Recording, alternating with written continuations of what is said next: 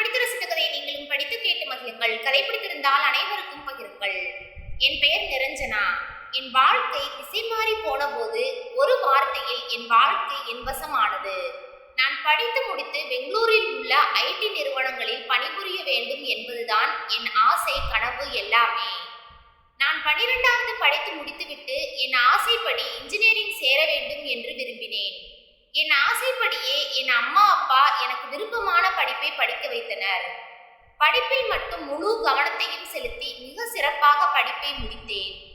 Campus இன்டர்வியூவில் ID கம்பெனியில் வேலை கிடைத்தது.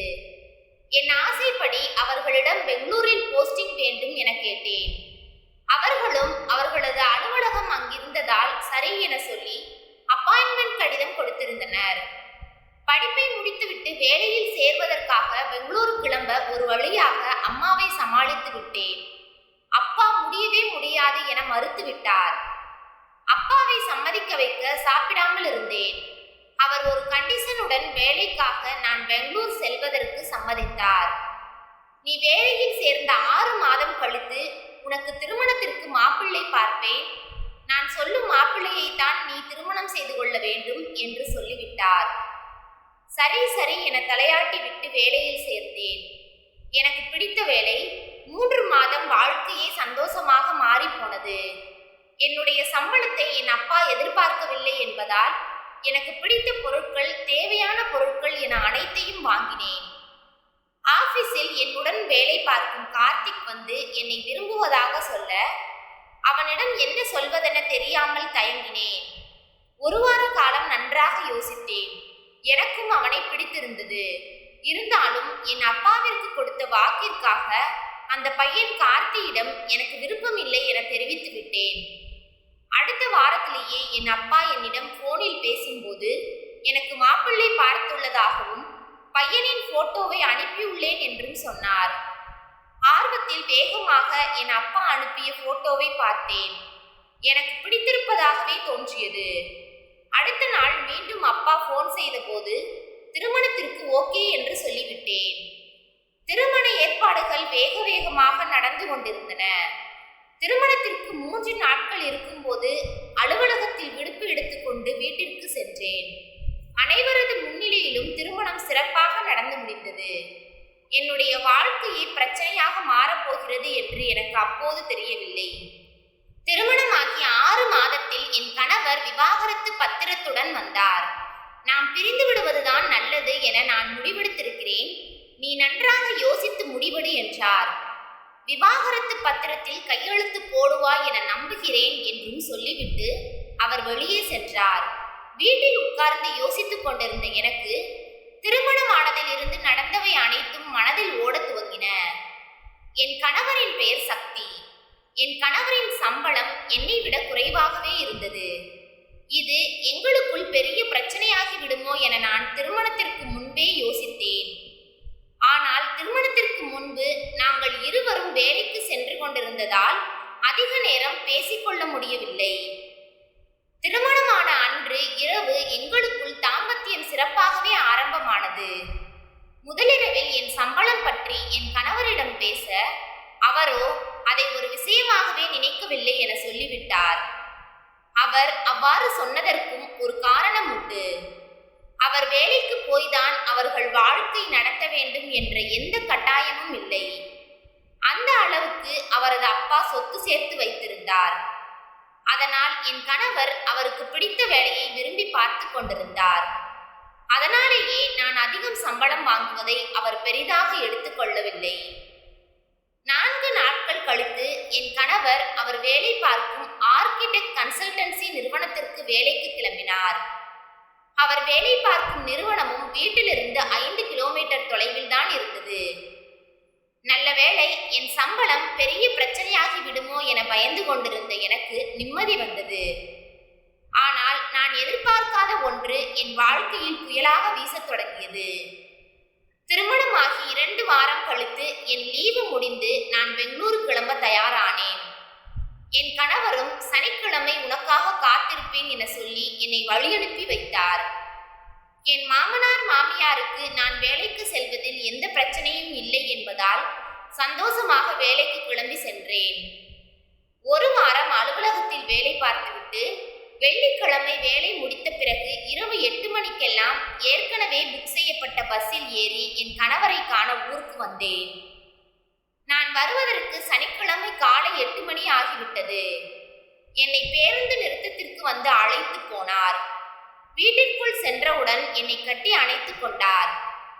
எப்படிதான் இவ்வளவு தூரம் பொறுத்து கொண்டு வந்தீர்கள் என கிண்டலாக கேட்க, பஸ்ஸை விட்டு இறங்கினப்பவே கட்டி பிடிக்கணும்னு தோணுச்சு, இருந்தாலும் ஒரு கட்டுப்பாடு வேணும்ல என்று என் மீது சரமாரியாக முத்தமழை பொழிந்தார்.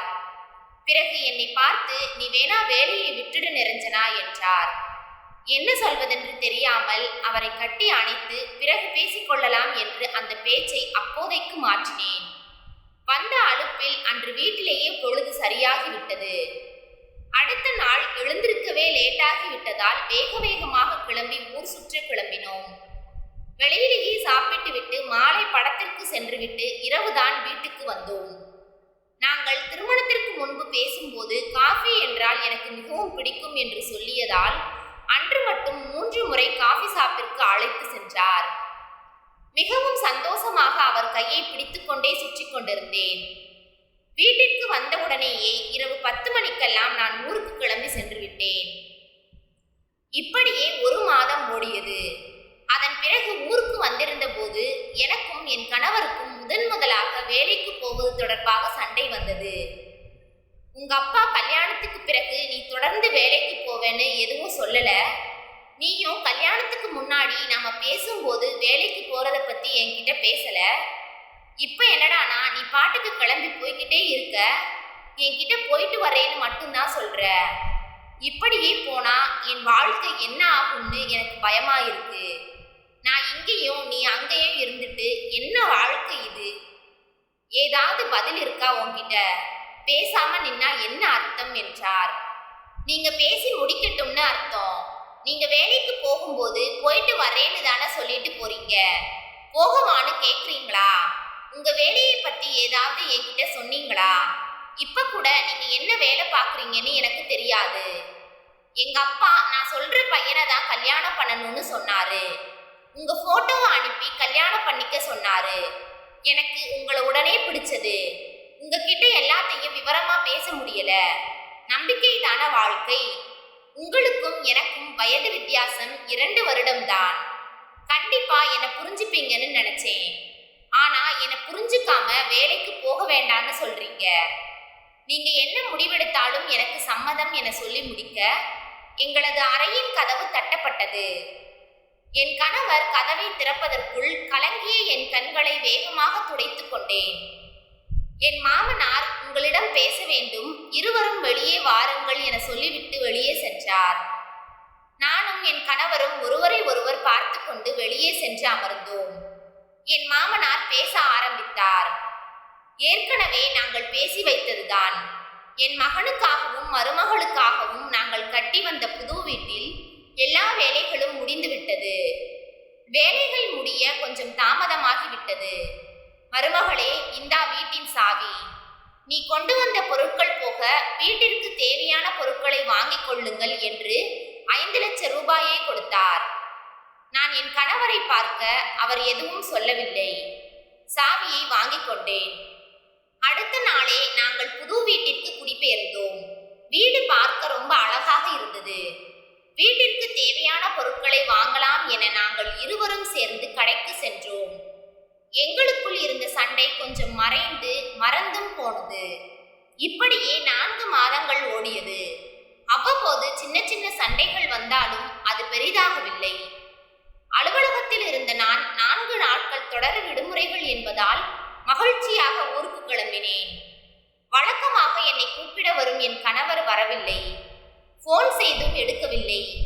நானே ஆட்டோவில் ஏறி வீட்டுக்கு வந்து சேர்ந்தேன். வீட்டிற்கு வர இரவு 11 ஆகிவிட்டது. வீட்டில் எனக்கு அதிர்ச்சி காத்திருந்தது. என் கணவர் வீட்டில் படுத்துக் கொண்டிருக்க அவர் அருகில் இருந்த டேபிளில் மது பாட்டில்கள் இருந்தன. வீடே குப்பையாக கிடந்தது. என்ன செய்வது என தெரியவில்லை. சிறிது நேரம் உடம்பில் எதுவும் வேலை செய்யவில்லை. ஒன்று மட்டும் எனக்கு நன்றாக தெரியும், என் கணவருக்கு குடிப்பழக்கம் எதுவும் கிடையாது. இப்போது மட்டும் ஏன் குடிக்க வேண்டும்? ஒருவேளை அவர் குடிக்க ஆரம்பிக்க நான் காரணமோ என்ற எண்ணம் என்னை உறுத்த ஆரம்பித்தது. வேகமாக எழுந்தேன். பாட்டில்களை எல்லாம் தூக்கி எறிந்தேன். வீட்டை சுத்தப்படுத்தினேன். அனைத்து வேலைகளையும் முடிக்க மணி விடிகாலை 3 ஆகிவிட்டது. பயண களைப்பு வேறு. அப்படியே சோஃபாவில் உட்கார்ந்தே தூங்கிவிட்டேன். திடீரென ஏதோ உணர்வில் கண் விழித்தேன். மணியை பார்த்தால் 7 ஆகி இருந்தது. வேகமாக அறைக்கு சென்று என் கணவரை பார்த்தேன். அவர் அங்கு இல்லை. என் மொபைலை எடுத்து அவருக்கு போன் செய்ய போன் சுவிட்ச் ஆஃப் என வந்தது. என்ன செய்வதென்றே தெரியாமல் அப்படியே சோஃபாவில் சரிந்தேன்.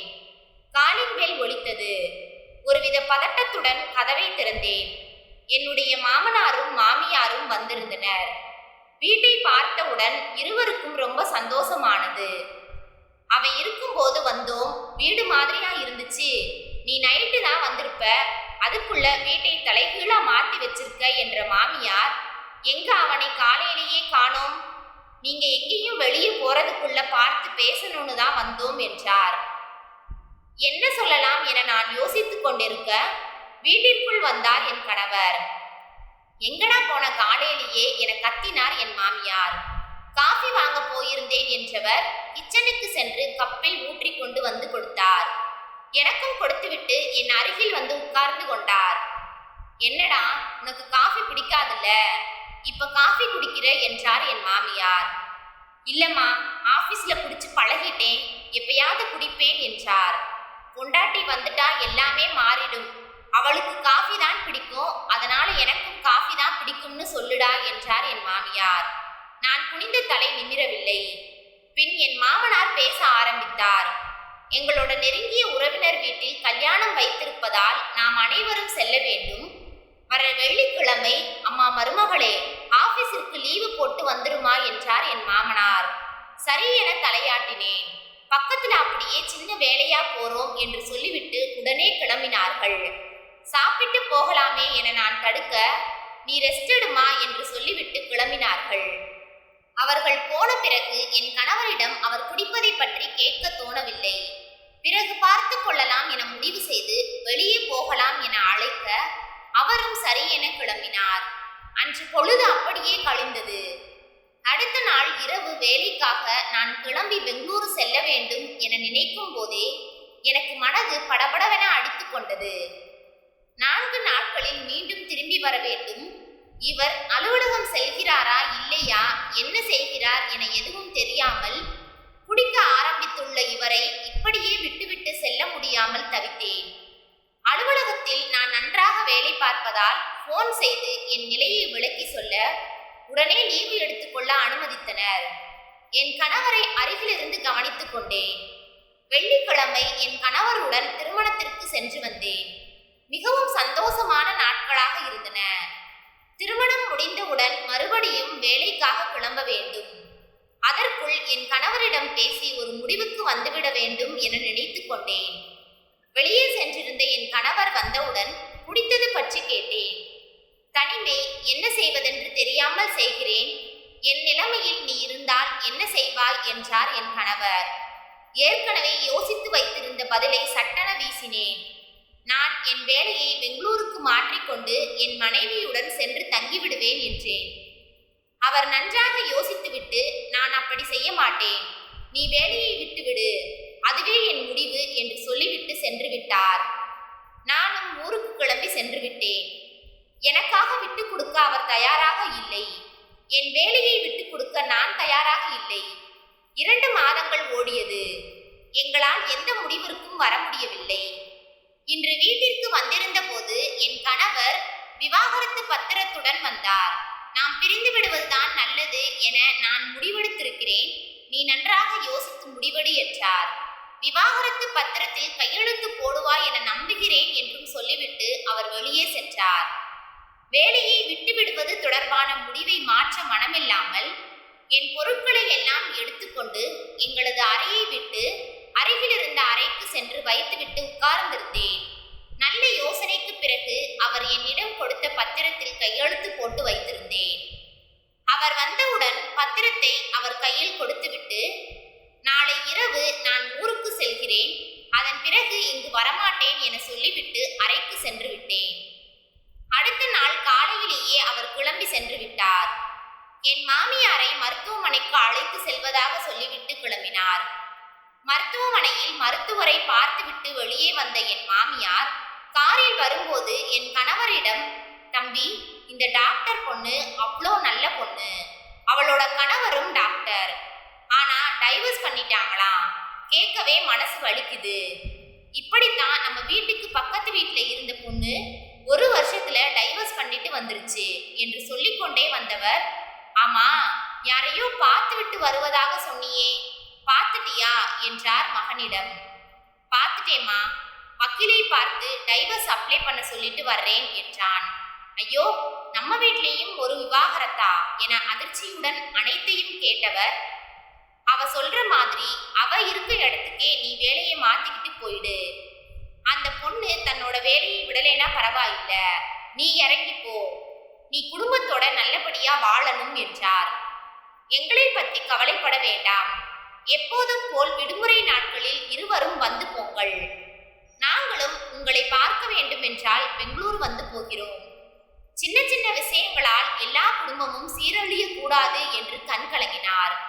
அவனும் அம்மா சொன்னா சரியாதான் இருக்கும், அவள் இருக்கும் இடத்திற்கே சென்று விடுவோம் என நினைத்து கொண்டவன் அம்மாவை வீட்டில் விட்டுவிட்டு நிரஞ்சனாவை பார்க்க ஆசையாய் வீட்டை நோக்கி சென்றான். வீட்டில் கட்டிலில் படுத்து கண் கலங்கி கொண்டிருந்த நிரஞ்சனாவை கட்டிப்பிடித்து விஷயத்தை சொல்ல அவள் அவனை கட்டிக்கொண்டு அவனுக்கு முத்த மழை பொழிந்தாள். நன்றி. கதை பிடித்திருந்தால் லைக் பண்ணுங்க, ஷேர் பண்ணுங்க, சப்ஸ்கிரைப் பண்ணுங்க. உங்களுடைய கருத்துக்களை கமெண்ட் பாக்ஸில் தெரிவிக்கவும். தங்கள் ஆதரவிற்கு நன்றி.